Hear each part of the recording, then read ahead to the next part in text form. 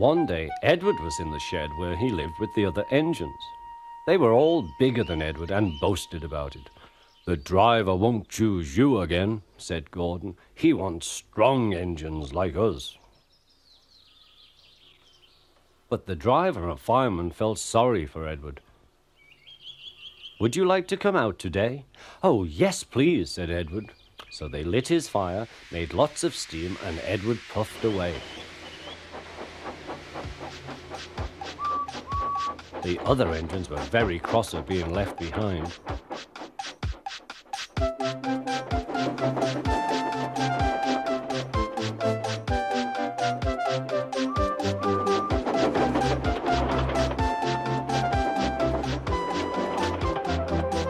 Edward worked hard all day.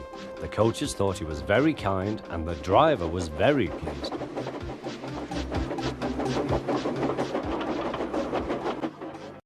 "I'm going out again tomorrow," Edward told the other engines that night. "What do you think of that?" But he didn't hear what they thought, for he was so tired and happy that he fell asleep at once. Next morning, Edward woke up to find nothing had changed. Gordon was still boasting. "You watch me, little Edward, as I rush through with the express. That will be a splendid sight for you. Goodbye, little Edward. Look out for me this afternoon."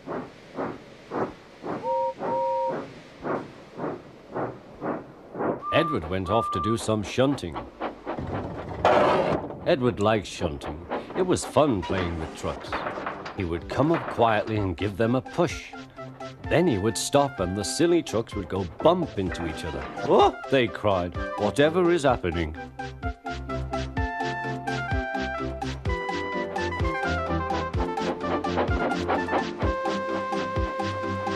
Edward played till there were no more trucks. Then he stopped to rest. Presently he heard a whistle. Gordon was very cross. Instead of nice shining coaches, he was pulling a lot of very dirty trucks. "A goods train, a goods train, a goods train," he grumbled. "The shame of it, the shame of it, oh, the shame of it." Edward laughed and went to find some more trucks. Then there was trouble. "Gordon can't get up the hill," the porter called to Edward's driver. "Will you take Edward and push him, please?"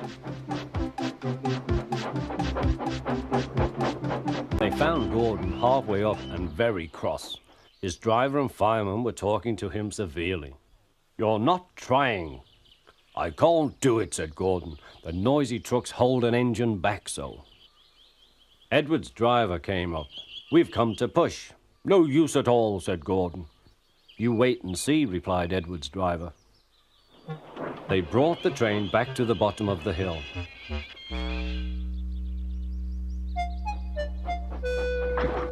"I'm ready," said Edward. "No good," grumbled Gordon. They pulled and pushed as hard as they could.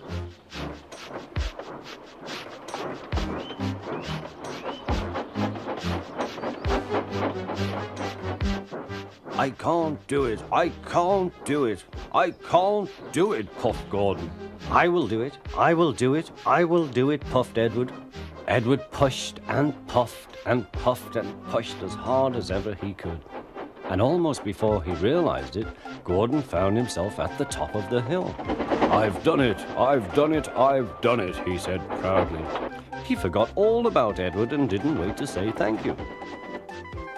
Edward was left out of breath and far behind. He ran on to the next station, and there he found that the driver and fireman were very pleased with him. The fireman gave him a nice long drink, and the driver said, "I'll get out my paint tomorrow and give you a beautiful coat of blue with red stripes. Then you'll be the smartest engine in the shed."